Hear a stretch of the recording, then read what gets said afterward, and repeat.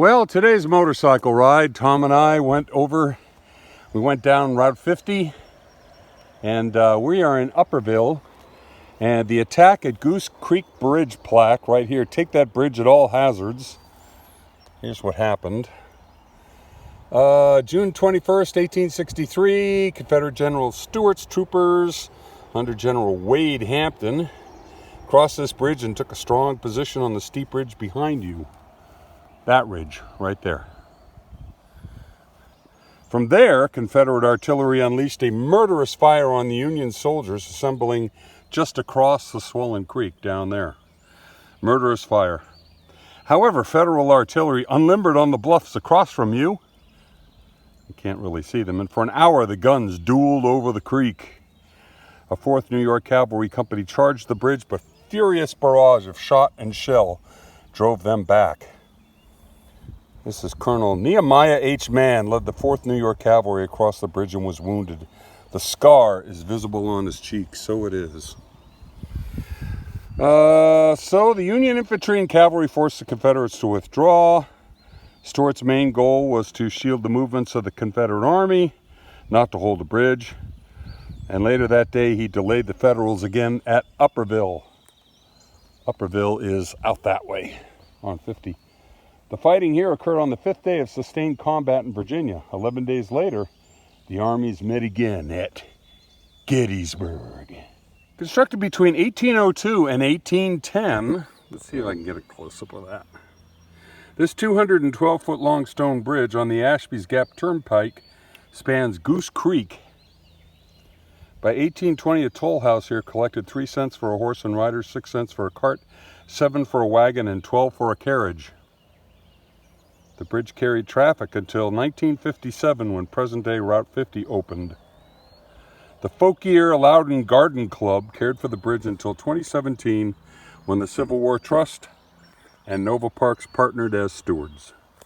It is one of the oldest bridges in Virginia and is listed on the National Register of Historic Places. Rector's Crossroads.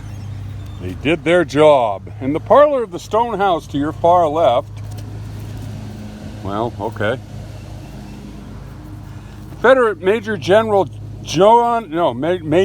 Confederate Major John S. Mosby first wrote orders for his famous 43rd Battalion Partisan Rangers while his men waited in a grove nearby.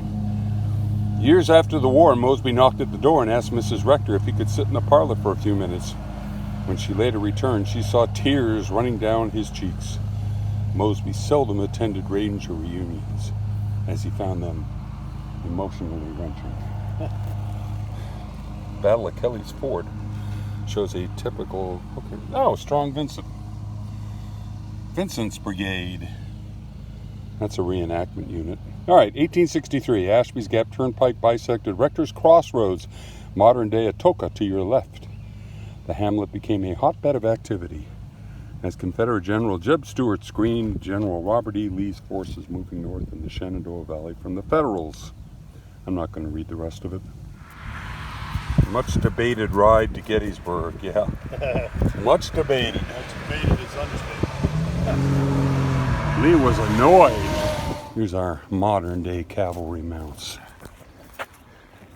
Our Harleys. And as I'm fond of saying, where once the sound of musket fire reverberated throughout the Virginia countryside, you now hear Harley V-twin engines. The Rector House, built circa 1801 by the Nichols Hatcher family. Quakers who operated a mill on nearby Cromwell's Run. The Rector House is named for the Civil War owners, Caleb and Marianne Hatcher Rector. Here at Rector's Crossroads on June 10, 1863, Major John S. Mosby officially established Company A, 43rd Battalion Virginia Cavalry, known as Mosby Rangers. How did he come up with the 43rd, do you suppose? Was it 42nd? Yeah. Well, we got the 40th, the 41st, the 42nd.